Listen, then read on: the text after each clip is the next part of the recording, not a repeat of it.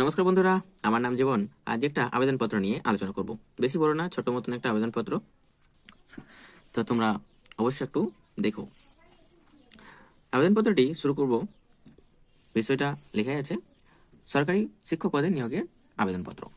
তো সরকারি শিক্ষকতার এখন যে অবস্থা পশ্চিমবঙ্গের তোমরা সবাই জানতে পারছো। তাতে সরকারি কর্মচারী হওয়া তো ভাগ্যের ব্যাপার।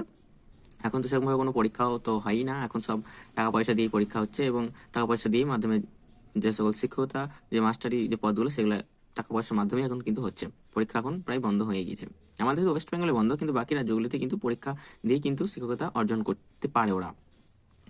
তো এই আবেদনপত্রটি এই নয় যে কোনো সরকারি গভর্নমেন্টে তুমি আবেদন করলে কিন্তু পাবে, বাট তোমরা যদি কোনো ছোটোখাটো স্কুলে যদি এই পত্রটা দিয়ে থাকো তাহলে কিন্তু তোমরা অবশ্যই কিন্তু পেতে পারো। এখন কোনো কাজেরই অভাব নেই এবং মানুষ যে যা পাচ্ছে তাইভাবে সংসার চালিয়ে নিচ্ছে। যে শিক্ষক অনেক অনেক ছেলেরা আছে বা অনেক অনেক স্টুডেন্টরাও রয়েছে, দেখলাম যে অনেক উঁচু পড়াশোনা করেছে কিন্তু তারাও কিন্তু শিক্ষকতা অর্জন করতে পারছে না। কারণ কি না, কোনো ভ্যাকেন্সি আমাদের পশ্চিমবঙ্গে নেই। সেই কারণে অনেক উচ্চশিক্ষিত ছেলেমেয়েরা কিন্তু অন্য অন্য কাজেও কিন্তু লিপ্ত হচ্ছে এখন। তাই এটা কোন একটা ছোট স্কুলের জন্য আবেদনপত্র, কিন্তু তোমরা চাইলে কিন্তু যে বেসিক স্কুলগুলো থাকে সেগুলোতে কিন্তু আবেদন করতে পারো। তো শুরু করা যাক। প্রথমেই মাননীয় সভাপতি অধ্যক্ষ, সেই শিক্ষক প্রধান যে শিক্ষক তার নাম কিন্তু উল্লেখ করবে, বিদ্যালয়ের নাম, বিদ্যালয়ের ঠিকানা। বিষয় সহজেই লিখেছি না, সরকারি শিক্ষক পদে নিয়োগের আবেদন। প্রথমে মাননীয়, আমার সবিনয় নিবেদন এই যে, এটা কিন্তু প্রত্যেকটা আবেদনপত্রেতেই কিন্তু দিতে হয় আমার সবিনয় নিবেদন। ঠিক আছে, এই যে গত তারিখে একটা তারিখ দেবে। ঠিক আছে, এই পত্রিকায় একটা পত্রিকা পত্রিকা বলতে আমাদের এই যে সকল মানে পরীক্ষার যে ভ্যাকেন্সিগুলো বের হয় একমাত্র কর্মক্ষেত্র পেপারে কিন্তু বের হয়। তাই আমি পেপারে নাম দিইনি, তোমরা কিন্তু নাম দিতে পারো, চাইলে নাম অবশ্যই দিতে পারো। পত্রিকা বিজ্ঞাপন মাধ্যমে জানতে পারলাম যে আপনার বিদ্যালয়ের সরকারি শিক্ষক পদে এতজন লোক নেওয়া হচ্ছে। আমি কিন্তু কোনো লোক সংখ্যা দিইনি, তোমরা কিন্তু দিতে পারো যে এতজনের লোকের প্রয়োজন, 2জন 5জন 10জন কিন্তু লোকের প্রয়োজন আমি কিন্তু দিইনি, ফাঁকা রেখেছি। আমি উক্ত পদের জন্য একজন প্রার্থী হিসাবে আমার শিক্ষকতা যোগ্যতা যাবতীয় প্রয়োজনীয় তথ্য তুলে ধরলাম।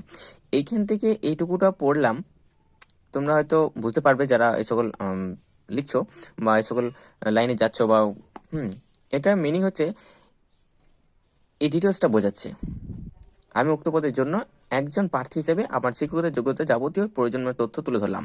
এইগুলো কিন্তু বলাচ্ছে, এই 3 লাইন কিন্তু এগুলোই বলা হচ্ছে।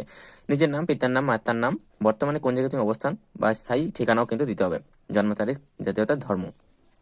শিক্ষকতা যোগ্যতা, পরীক্ষার তোমার যে মাধ্যমিক পাস, এইচএস পাস, গ্রাজুয়েশন তুমি করেছো, কমপ্লিট করেছো, কোন বোর্ড থেকে করেছো, পাস যে কোন সালে তুমি পাস করেছো এবং গ্রেড শতাংশটা দিতে হবে।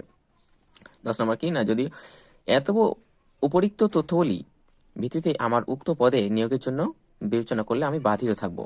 এই সকলগুলো দেখার পরে যদি তোমাকে নিয়ে নেয় বা যদি ভাবে যে হ্যাঁ নিতে পারবো, তাহলে আপনি তার কাছে একটু বাধিত হবেন, মাথা নত করবেন, এটুকুই।